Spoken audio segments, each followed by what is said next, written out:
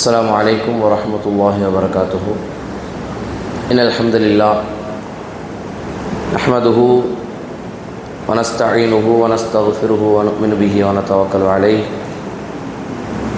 ونعوذ بالله من شرور أنفسنا ومن سيئات أعمالنا من يهده الله فلا مضل له ومن يضلله فلا هادي له وأشهد أن لا إله إلا الله وأشهد أن محمدًا عبده ورسوله أما بعد فقد قال الله تعالى في محكم تنزيل العظيم في الفرقان المجيد فأعوذ بالله من الشيطان الرجيم بسم الله الرحمن الرحيم يا أيها الناس اتقوا ربكم الذي خلقكم من نفس واحدة وخلق منها زوجها وبث منهما رجالا كثيرا ونساء واتقوا الله الذي تساءلون به والأرحام إن الله كان عليكم رقيبا يا أيها الذين آمنوا اتقوا الله حق تقاته ولا تموتن إلا وأنتم مسلمون يا أيها الذين آمنوا اتقوا الله وقولوا قولا سديدا يصلح لكم أعمالكم ويغفر لكم ذنوبكم ومن يطع الله ورسوله فقد فاز فوزا عظيما.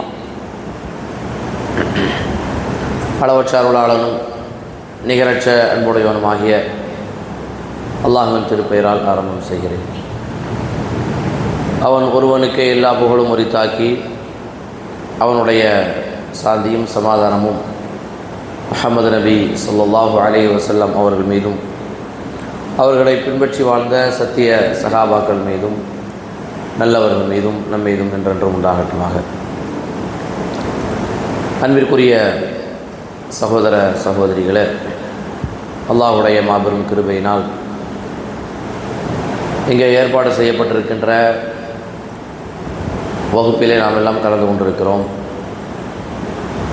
இந்த வகுப்பில் நமக்கு தரப்பட்டிருக்கிற தலைப்பு இஸ்லாம் வழங்கும் பாதுகாப்பு என்கிற ஒரு தலைப்பு தரப்பட்டிருக்கிறது. உண்மையிலே இது அருமையான ஒரு தலைப்பு.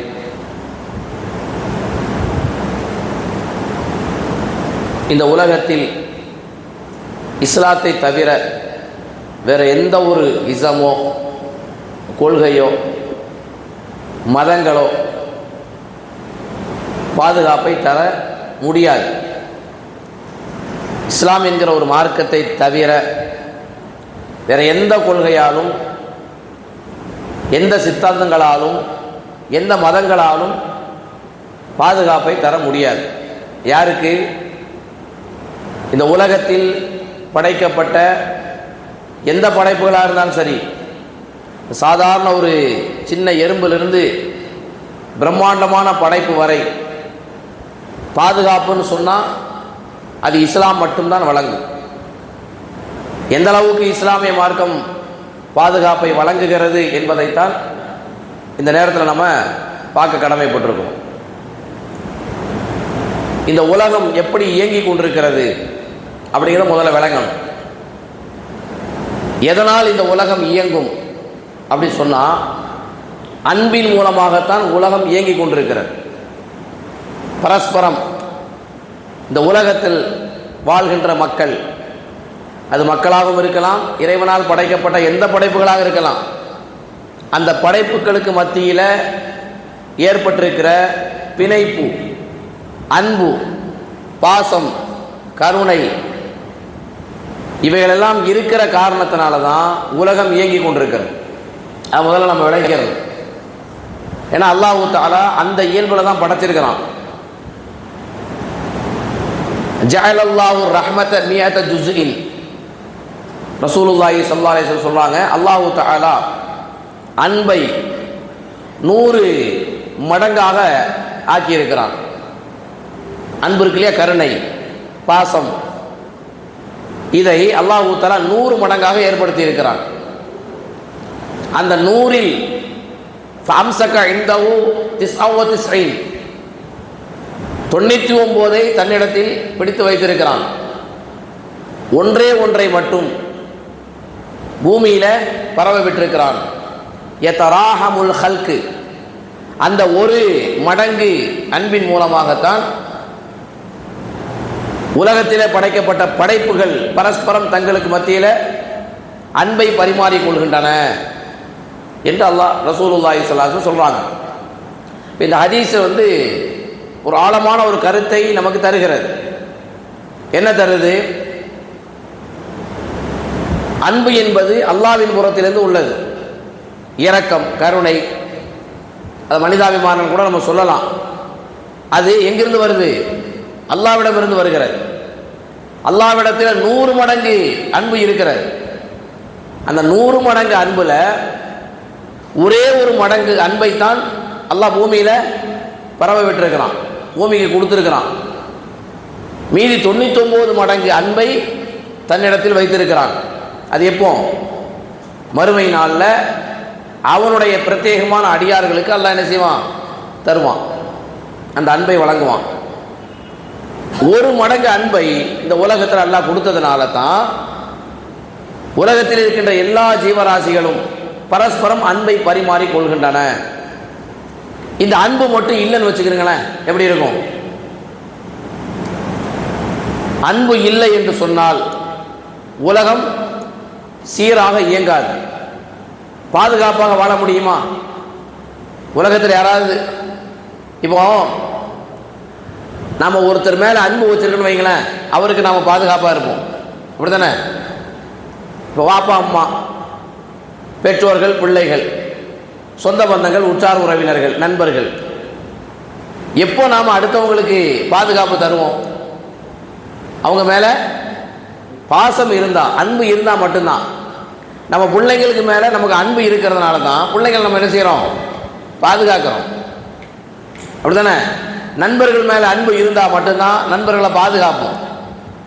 மனைவிக்கு மேலே அன்பு இருக்கிறதுனால தான் மனைவி நம்ம என்ன செய்கிறோம்?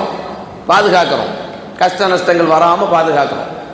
அதே மாதிரி கணவன் மீது ஒரு அன்பு மனைவிக்கு இருக்கிற காரணத்தினால தான் மனைவி என்ன செய்கிறாங்க? சந்தர்ப்ப சூழ்நிலைகளை கவனித்து கணவனை பாதுகாக்கிறார்கள். இதே மாதிரி தான் பெற்றோர் மேலே அன்பு இருக்கிற காரணத்தினால பிள்ளைகள் என்ன செய்கிறாங்க? பெற்றோர்களை பாதுகாக்கிறார்கள். இப்போ உதாரணத்துக்கு தான் நான் இதை சொல்கிறேன். இப்போ ரசூலுல்லாஹி ஸல்லல்லாஹு அலைஹி வஸல்லம் சொல்லுவாங்க, இந்த உலகத்தில் இருக்கின்ற எல்லா ஜீவராசிகளும் அன்பை பரிமாறிக்கொள்கின்றன. எல்லா ஜீவராசிகளிடத்திலையும் அந்த பண்பு இருக்குது. அந்த அன்பு என்கிற அந்த பண்பு இருக்குதா இல்லையா? அது இருக்கிற காரணத்தினால தான் எல்லோருமே அல்லது எல்லா ஜீவராசிகளுமே பாதுகாப்பாக உலகத்தில் வாழ்ந்து கொண்டிருக்கிறது, அப்படி தானே? அந்த அன்பு இருக்கிறதுனால தான் பாதுகாப்பாக வாழ முடியுது. அப்போ பாதுகாப்பு அம்சத்தினுடைய ஒரு மிக முக்கியமான ஒரு விஷயமே அன்பு தான். அதை முதல்ல நம்ம விளங்கிக்கிறோம். அந்த அன்பை அல்லாஹ் தஆலா பரவ விட்டுருக்கிறான். எந்த அளவுக்கு ரசூல் ஸல்லல்லாஹு அலைஹி வஸல்லம் சொல்லுவாங்க, ஒரு குதிரை தன்னுடைய குட்டியின் மீது கால் பட்டுவிடக் கூடாது என்பதற்காக தன்னுடைய காலை என்ன செய்து தாய் குதிரை காலை நவுட்டி வைக்குதுங்கிறாங்க. அது குட்டியின் மீது உள்ள பாசம். அவ இப்படித்தான் அல்லாஹ் தஆலா என்ன பண்ணியிருக்கிறான்னு சொன்னா, அன்பை விதைத்து இருக்கிறான். எல்லோருடைய உள்ளங்களிலும் அல்லாஹ் தஆலா அன்பை விதைத்து இருக்கிறான். பரஸ்பரம் உலகத்தில் வாழ்கின்ற மனிதர்களிலிருந்து எல்லா ஜீவராசிகளுமே அன்பை பரிமாறிக் கொள்கின்றார்கள், அன்பை பரிமாறிக் கொள்கின்றன. அப்போ இது ஒரு மிக முக்கியமான ஒரு அம்சம். அன்பு இல்லைன்னு சொன்னால் யாரும் பாதுகாப்பாக வாழ முடியாது. இன்றைக்கு உலகளாவிய அளவில் ஒரு நாட்டின் மேலே தாக்குதல் தொடுக்கிறாங்க, போர் நடக்கிறது. இப்போ அன்பு இருக்கிற காரணத்தினால மட்டும்தான் அந்த போர்கள் கட்டுப்படுத்தப்படுது, அப்படி தானே? ஒரு நாட்டின் மீது உள்ள அந்த நாட்டு மக்களின் மீது உள்ள இரக்கம், கருணை, அந்த நாட்டின் மக்கள் மீது உள்ள பாசத்தினால தான் இன்னொரு நாடு என்ன பண்ணுது? அப்படிலாம் பண்ணக்கூடாது, அதுக்கு சர்வதேச சட்டங்களை எல்லாம் வச்சிருக்கிறாங்க. பல காரணங்கள் இருக்கலாம். அதில் ஒரு காரணம் என்னன்னு சொன்னால், ஐயோ பாவம் அந்த நாட்டு மக்கள்லாம் அநியாயமான முறையில் கொல்லப்படுறாங்களே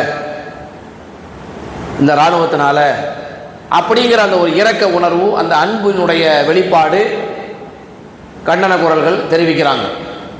ஒரு மனிதாபிமானம் அங்கே தென்படுது, இரக்கம் தென்படுகிறது. அதனால் அங்கே என்ன செய்யணும்? அந்த நாட்டு மக்களுக்கு ஒரு பாதுகாப்பு அம்சம் ஏற்படுகிறது, பாதுகாப்பு உணர்வு. பரவாயில்ல, நமக்கு குரல் கொடுப்பதற்கு ஆட்கள் இருக்கிறாங்க. யாரையும் கண்டுக்கல வச்சுக்கிறீங்களேன், யாரையும் கண்டுக்கல, என்ன ஆகும்? உலகம் முழுக்க அழிஞ்சிடும். ஒருத்தன் இன்னொரு நாட்டு மேலே அட்டாக் பண்ணுவான், அவனை இன்னொருத்தன் கண்டிக்கலை, பார்த்துட்டு சும்மா இருக்கிறான்னு சொன்னால் இவனுக்கு அதே தான் வரும். இப்படி உலகளாவிய அளவில் போர்கள் மிகைத்து காணப்பட்டு உலகமே அழிஞ்சிரும். அப்போ உலகத்தில் மக்கள் பாதுகாப்பாக இருக்கணும் அல்லது மற்ற ஜீவராசிகள் பாதுகாப்பாக இருக்கணும்னா அதுக்கு இஸ்லாம் நமக்கு தருகின்ற மிக முக்கிய அம்சம் என்ன? அன்பு, இரக்கம், கருணை. சரிங்களா?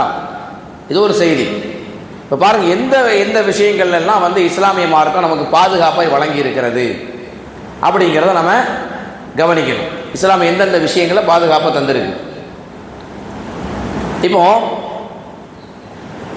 இந்த உலகத்தில் நம்ம வாழணும், வாழ்வதற்கான உயிருக்கான பாதுகாப்பை இஸ்லாம் தந்திருக்கு. உலகத்தில் பிறப்பதற்கான ஒரு உரிமையை இஸ்லாம் தந்திருக்கு. ஜாகிலியா காலத்தில் மனித உயிர்கள் மதிக்கப்படாமல் இருந்துச்சு. அது ஆம்பளை பிள்ளையாக இருந்தாலும் சரி, பொம்பளை பிள்ளையாக இருந்தாலும் சரி. குறிப்பாக பெண் குழந்தைன்னு சொன்னால் கொன்றுவாங்க. அப்போ பெண் குழந்தைகளுக்கும் சரி, பொதுவாக குழந்தைகளுக்கும் சரி பாதுகாப்பு கிடையாது. பிறந்துட்டா கொன்றுவாங்க. அப்போ அது எவ்வளோ பெரிய ஒரு அம்சம் நினச்சி பாருங்க.